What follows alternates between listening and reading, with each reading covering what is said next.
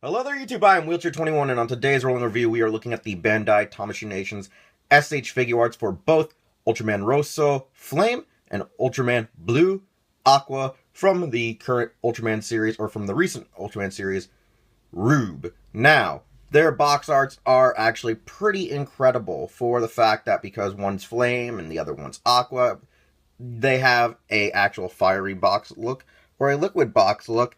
And they have a really nice shades of blues and reds, as well as because each one has a specific type of accent, like Rosso has gold accents, Blue has silver ones. You can see the nice corner piece right here.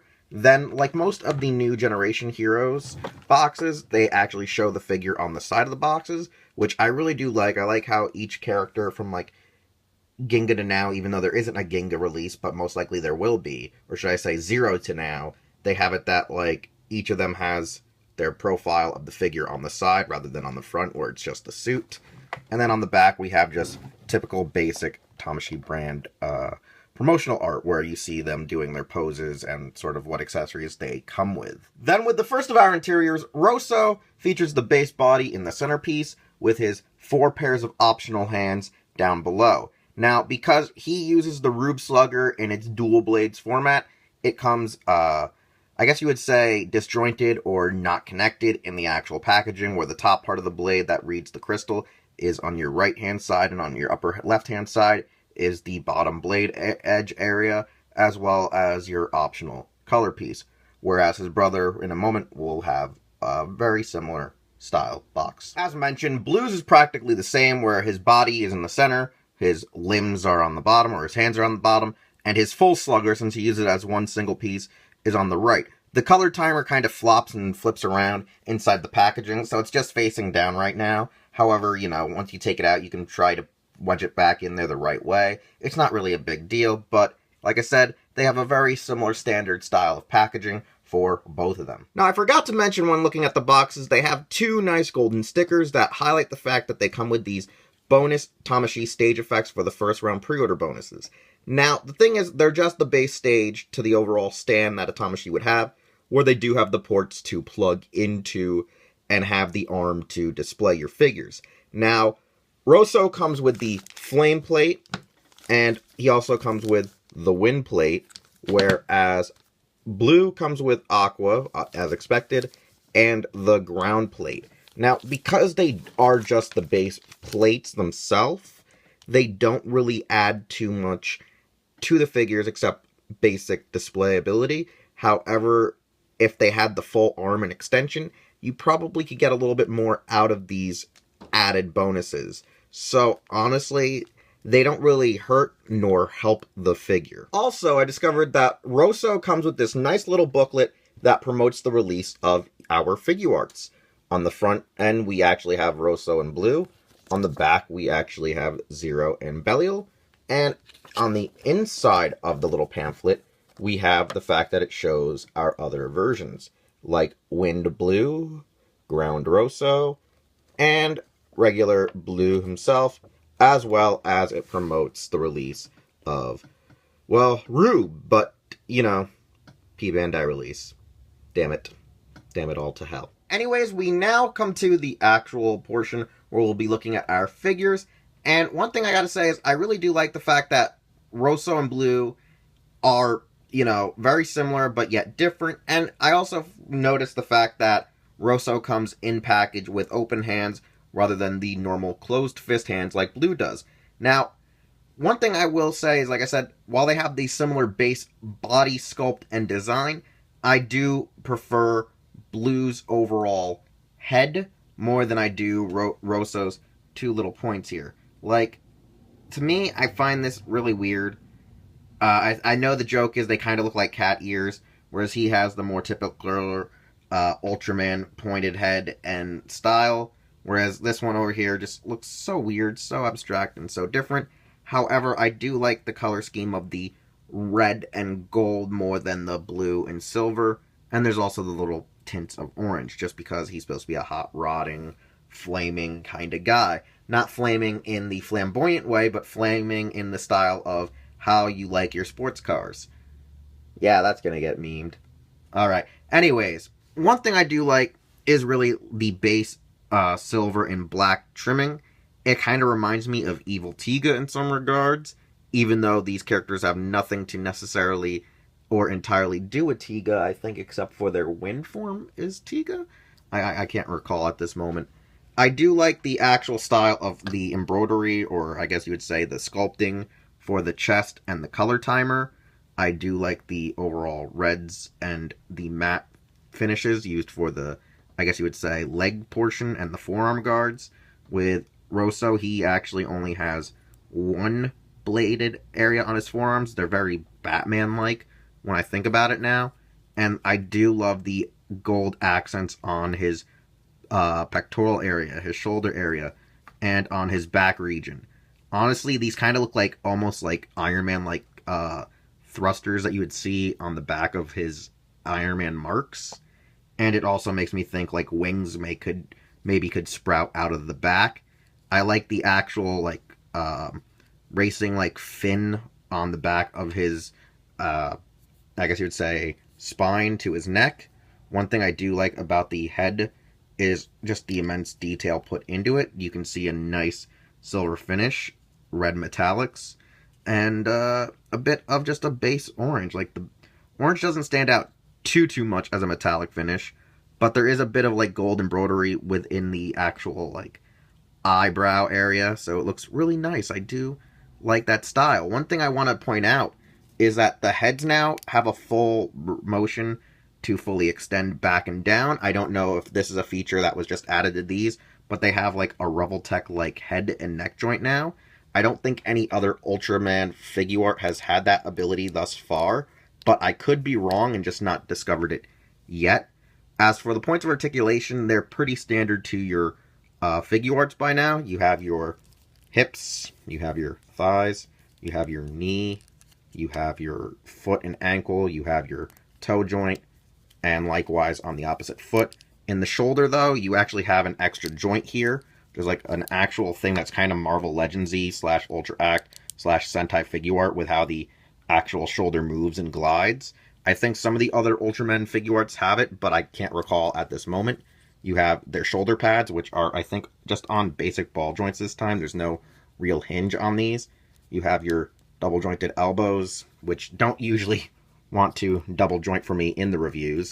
And then you have your wrist, your abdomen, which is a little tighter than most, and then your head and neck. One cool feature I want to talk about is the fact that color timers are now, well, better installed, because you just easily pull off the pectoral armor as such, which doesn't want to come off for me. And like I said, you just pull them off now. You literally pull off the pecs, and you swipe out, or I should say switch out, your color timer. This ability is so much better than having to just pop it in and out and having the chance to easily lose them. And I'm glad that, you know, finally Tamashii Bandai came up with an idea to hide the sculpt. As for with Blue, pretty much he is the same kind of style. You now have these wonderful metallic blues. While I'm not a big fan of the color of blue, I do say I like it more in metallic schemes like this. Metallic blues are very nice. They're very beautiful and very elegant with that nice reflective, weird finish. I like the fact that Blue also has a double jointed one that makes me think he's going to spring like a bow out of his forearm. It's really nice. I think it looks sexy. I think it looks great. I love the weird little stream-like effect for his pectoral region. I really do love his style of his head. The type of his head being more iconic with the base Ultraman is great. I actually love the fact that the top frill or the top fin is a little bit more extruded, because since he is water, maybe it's supposed to symbolize sharks.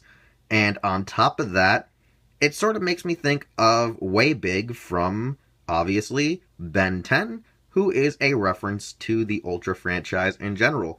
Now, unlike Rosso, who has the golden eyebrows, his are more black, but he still has a silver accent in his overall brow. And so, overall, I do think, though, because of having the already base silver in the bodysuit and design, once you add in, you know, his little silver accents where Rosso's gold would be, they kind of just blend in with the overall torso and don't stand out as nicely as Rosso's does. Like, that's the one thing I do like, is that the gold on Rosso stands out much more, and it looks more elegant than just being base silver. It makes him just seem rather flat in certain areas for certain accents. But overall, the metallic blues do complement the figure and the overall sculpt. And he does, since, you know, him and his brother are brothers, they share the same joints and molds. As I stumble over myself a bit, it's almost like watching a Visible Ninja live stream. So you can also expect there to be the same kind of weird Rebeltech Figma-esque neck joint. Now, the accessory count for Blue and Rosso are pretty simple and kind of, well, underwhelming due to the fact that they just come with their sluggers and optional color timers. For Rosso, his is obviously, like I said, in two different parts, but they can still connect together, similar to the idea it does in the show.